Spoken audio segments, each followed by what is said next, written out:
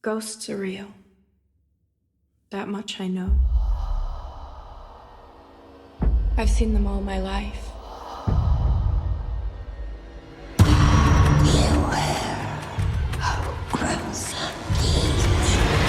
It's time for Movie Month. It is my third annual Movie Month, in which I will be watching 30 movies in 30 days, and I'll either hate them or give them praise.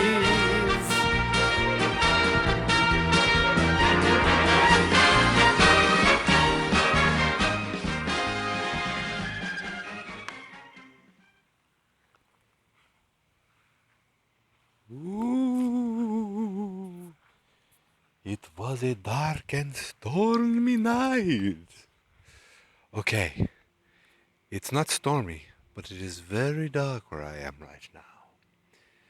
I'm outside my in-laws' house in Laconia, New Hampshire, where my dog is urinating on the front grass. Don't let them know. I don't think my mother-in-law would be happy. I'm supposed to take him someplace else, but he just went so quickly. It is late, and my in-laws are asleep.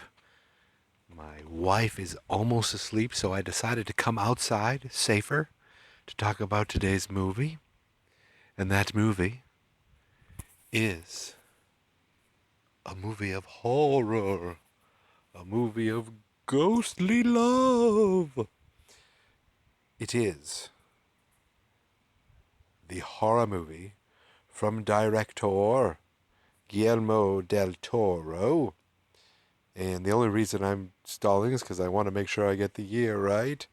It is 2015, of course. The 2015 ghost story Crimson Peak, starring, I'm going to say the name, Mia Wasikowska, who I had no idea who she was until I looked up and saw that she was Alice in the two Tim Burton Alice in Wonderland movies.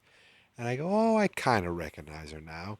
And the entire movie, there was also Jessica Chastain, who the entire time I thought it was Bryce Dallas Howard, because I'm a fool. Now looking back, I realized, nope, that's not her at all.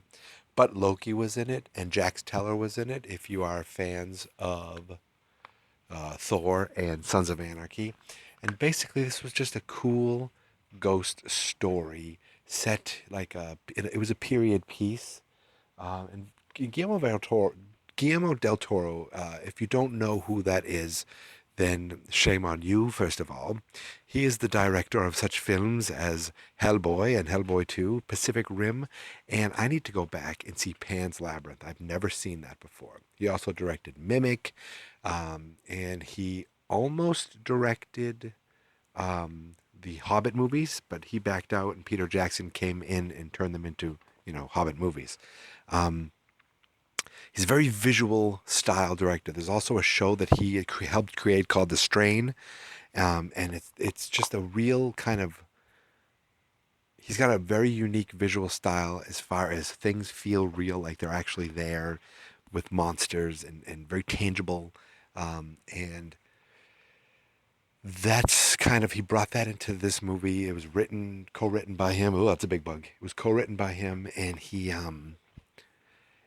directed it, as I said, and it's basically a story of a man and his sister who come from out of town, and he woos a young lady to come back to his house, but the house is more than it seems, and there's ghouls and ghosts and love, and this young woman is a writer, and she loses her father, so she has nothing else but the love of this young man, and it's a tragedy, and there's some violence and some blood, and there's a lot of red. There's a lot more red than there is blood, and you'll understand that if you watch this movie. And there are some moments of violence where I cringed, but then I went back and watched it again to see how the hell did they do that. And it was very real violence. It's the weird thing is the ghosts in this movie are not the violent ones. The ghosts in this movie are not the killers. It's the people. The ghosts are just, it's funny. There's talk about ghosts in a story in the book, and it felt like that was also kind of the book she ended up writing is the story of the movie that we just saw. And I like how they did that. Oh, there goes a car going by. I like how Del Toro did that, and I'm just, at this point, excited to see what he does, going forward. Because it was a little confusing. Some of the, I don't quite understand. I guess what him and his wife do is they find young ladies, they get them to sign over their stuff, and then they kill them. I think I understood that, and they hide their bodies in the clay, maybe. And then, but the ghosts are coming back to warn Edith, who was the young woman in this movie. Look, I got to tell you something. It's been 26 days, and I started this movie late. It took me all day to finally get this thing because I had it on my computer. I took it from my DVD, got it on my computer. I wanted it on my tablet. I forgot my SD card, so SD card adapter. So I'm going through Dropbox. I'm plugging in wires. I finally got it. It's awesome. I'm really happy I watched this movie. I had no idea what this movie was about. I remember when I first heard Crimson Peak, my first thought was Pacific Rim. Well, there's first Pacific Rim, now there's Crimson Peak. And I thought it had to do with that or similar style big sci-fi movie or big giant monster movie. No, this was it was like a small epic. It had some epic feelings to it. Like there were some big broad scenes of, just it's not Victorian times, but it's, the early America. And it was I liked that as the backdrop for this movie, and I liked the characters. I liked everything about it. My dog is staring at me. He really wants to go back in. So I really enjoyed Crimson Peak. I can't wait to go back and read some of the trivia on this. I like that Guillermo del Toro likes Charlie Hunnam, and I hope he uses him in other stuff because Charlie Hunnam, if you don't know, is he played the Doctor in this movie. And he was also in Sons of Anarchy, and Jim Beaver was in this. And how can you not love Jim Beaver if you're a fan of Supernatural, or Justified, or he played a little part in Breaking Bad. I don't know if he's worked with Del Toro before. Oh man, Doug Jones was in this. So cool. Oh, of course, Jonathan Hyde. Now I just realized it. I'm like, hey, I know that guy from The Strain. Well, guess what? Del Toro does The Strain. Of course. Yeah, you know what? This movie was cool. If you're not looking for, you're looking for some jumps, but not complete, terror.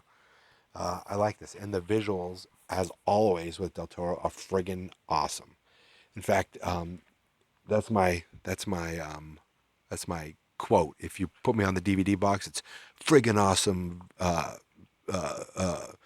Friggin' awesome.